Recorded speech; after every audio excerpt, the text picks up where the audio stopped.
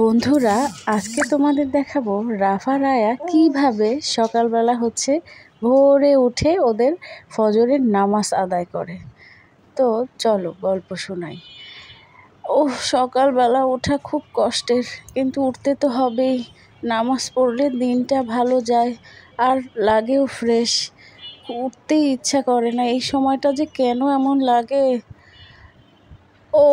পড়ে গেলাম, খুবই ক্লান্ত লাগে, মনে হয় যেন ঘুমিয়েই থাকি।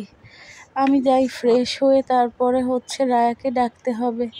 রায়া, রায়া বেবি, উঠে যাও, উঠে যা বোন, তাড়াতাড়ি উঠে নামাজ পড়তে হবে।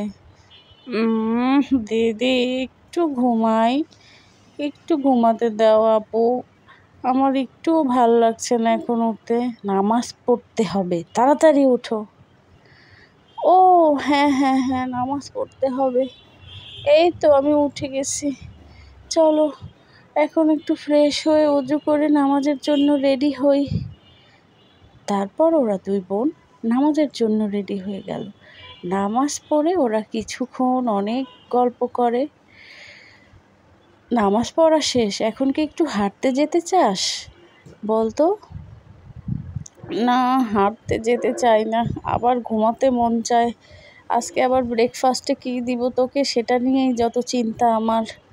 আচ্ছা ঠিক আছে, আজকে হালকা পাতলা কিছু বানিয়ে দেই। হ্যাঁ, আরে যা দিস তাই হবে, তুই আছিস দেখে খাবার নিয়ে চিন্তা করি না, না হলে তো আমার এখনই খাবার বানাতে বসে যেতে হতো। চল তাহলে আবার একটু হালকা ঘুমিয়ে নেই, না হলে এই যে আমি পড়ে গেলাম, দেখেছিস আমার শরীরটা এখনও ঘুমের ঘোর কাটেনি। তারপর ওরা দুই বোন ঘুমাতে চলে গেল। হালকা 1 ঘন্টার ঘুম দিয়ে তারপর ওরা ব্রেকফাস্টে কী বানায় বা ব্রেকফাস্টে রাফা রায়া কী খাবে, সেটা কি তোমরা দেখতে চাও বন্ধুরা?